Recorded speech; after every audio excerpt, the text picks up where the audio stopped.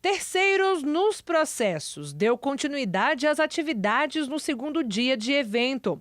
O advogado e ex-deputado federal da Bahia, Sérgio Barradas Carneiro, presidiu a mesa em que os expositores foram os professores de Direito da PUC de São Paulo, Cássio Scarpinella Bueno, e o da Universidade Estadual do Rio de Janeiro, Leonardo Greco.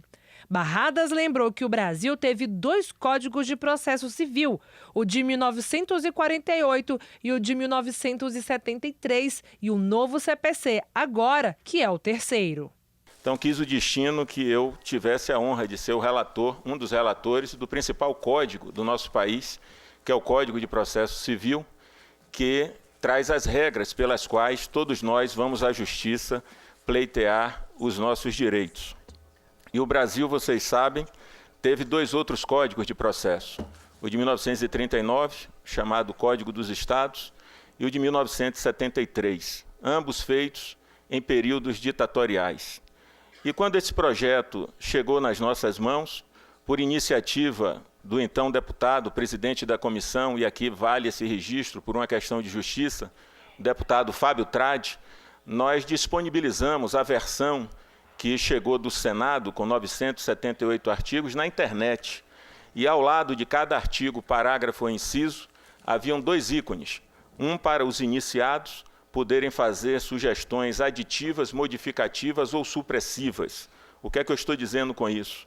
É que qualquer brasileiro ou brasileira, do Iapoque ao Chuí, teve a oportunidade de se manifestar do primeiro ao último artigo do que seria, na sua cabeça, um novo Código de Processo Civil para o século XXI, tendo em vista que em 1973 nós não tínhamos os processos de massa, nós não tínhamos a internet, é anterior ao Código Civil, que apesar de ser de 75, ficou com a pecha de 2002, a Constituição de 1988, o Código de Defesa do Consumidor, ou seja, mudanças substanciais no nosso ordenamento jurídico que justificariam a elaboração de um novo Código de Processo Civil, como eu disse, para o século XXI. O professor Cássio Scarpinella apresentou um panorama geral sobre a intervenção de terceiros sobre o novo CPC, publicado em Diário Oficial da União em 17 de março de 2015. Scarpinella comparou os processos legislativos entre Senado Federal e Câmara dos Deputados. E, de alguma forma, eu vou querer sempre comparar o projeto do Senado e o projeto da Câmara. Isso é importante. O processo legislativo é fundamental, até o final. Inclusive hoje, porque hoje nós vemos o código publicado no Diário Oficial, mas esse código publicado no Diário Oficial ele tem que ter fundamento no trabalho do projeto do Senado, PLS 166/2010, e depois o PL 8.046 de 2010, que é o projeto da Câmara. No retorno ao Senado, essa é a grande verdade, não havia nenhuma possibilidade de criar terceiras regras. Com relação ao nosso tema de intervenção de terceiros, isto não aconteceu. Não vou afiançar isto para os demais temas, mas na intervenção de terceiros não houve isto. Menos mal, houve escolhas entre o projeto do Senado e o projeto da Câmara, podemos concordar com isso, com aquilo, e viva a democracia. É isso que o professor Barradas Carneiro falou, é absolutamente correto.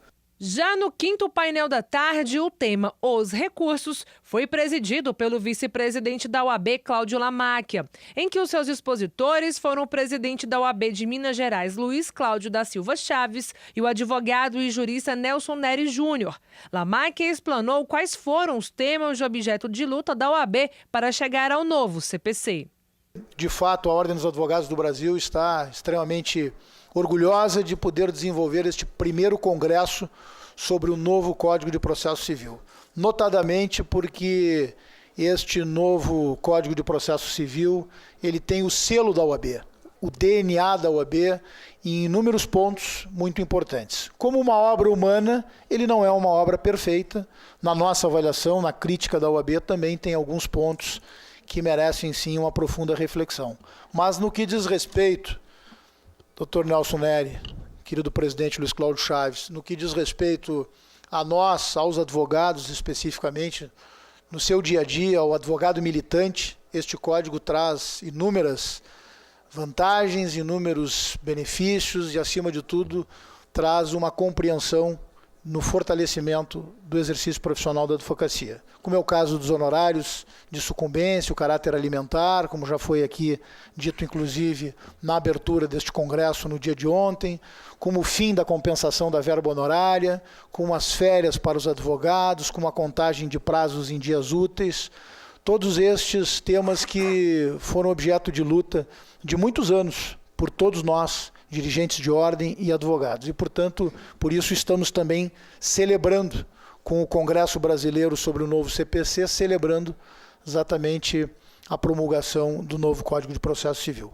O presidente da OAB de Minas Gerais, Luiz Cláudio, falou sobre as alterações do novo CPC a respeito dos recursos. Mas eu devo confessar que durante a caminhada eu fui ficando mais tranquilo, porque eu percebi que a ideia central era realmente a preservação dos direitos ao duplo grau de jurisdição. E mais do que isso, né, a preservação e a análise no Código de Processo Civil de todos os princípios constitucionais, como não podia ser diferente. Ou seja, a garantia ao contraditório, a preservação do próprio, da extensão da ampla defesa nas questões recursais. E isso foi me acalmando e me colocando ao lado desse novo Código de Processo Civil.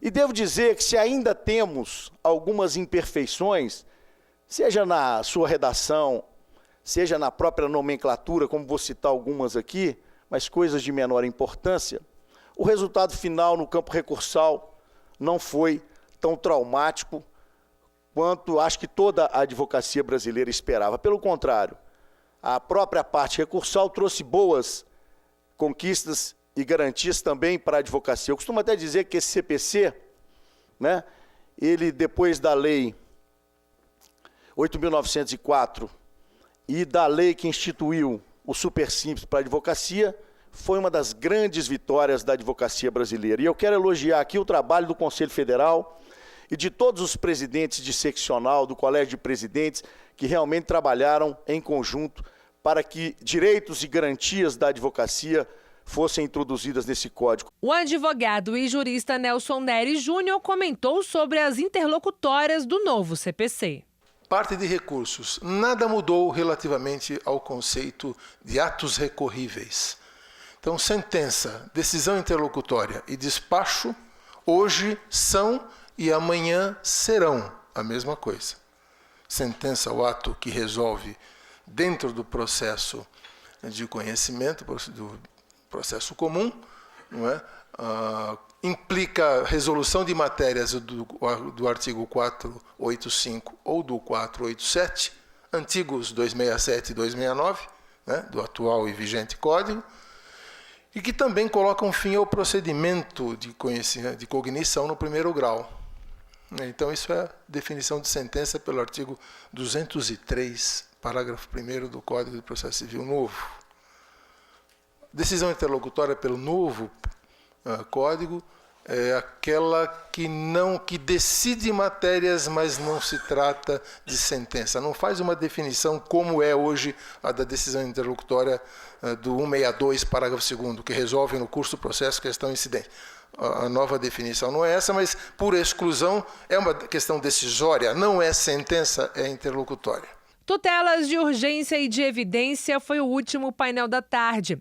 O debate foi presidido pelo advogado processualista Cristiano Zanin, tendo como debatedores o desembargador federal Aloysio Mendes e o jurista Eduardo Talamini. Mas nós ainda tínhamos, e especialmente quando foi introduzida a tutela antecipada no artigo 273, de certo modo, o processo cautelar e a tutela cautelar acabou ficando um pouco de lado, digamos, na preocupação, talvez, até da doutrina dos processualistas. E, na prática, nós também vimos o que, basicamente? Vimos no Código toda uma previsão típica de procedimentos, procedimentos cautelares, né, com muitas formalidades e, ao mesmo tempo, essa ideia do processo cautelar, ocupando um livro inteiro do Código de Processo Civil. Aos poucos fomos percebendo que aquilo perdia gradativamente a sua utilidade. Não por outra razão, na praxe jurídica, o que a gente assistia?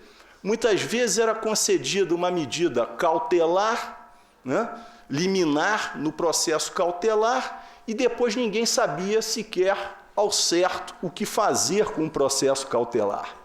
Ora, ele seguia adiante, até a frente do processo principal, ora ele era imediatamente extinto, ou ele ficava em apenso, digamos, os autos do processo cautelar ao processo principal, mas, digamos, acabou havendo uma grande perplexidade e talvez até na maioria dos casos haja até uma quantidade muito grande de extinção desses processos cautelares depois que está efetivada a medida cautelar. Às vezes se manda até a pensar nos autos principais aquela decisão, preservando-se a sua eficácia.